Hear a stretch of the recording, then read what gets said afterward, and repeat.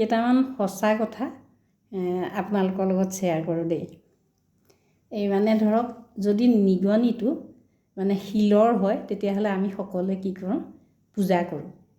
আৰু যদি সেইটো জীয়া নিগনি হয় তেতিয়া আমি কি কৰোঁ, তাক মাৰিবলৈ খেদি ফুৰোঁ, তাক হত্যা কৰি পেলাওঁ। আকৌ সাপটো যদি শিলৰ হয় আমি তাক ধূপ ধূনাৰে পূজা কৰি থাকোঁ। যদি সঁচি মানে জীয়া সাপ হয় তেতিয়াহ'লে তাক বিচাৰি বিচাৰি আমি হত্যা কৰোঁ।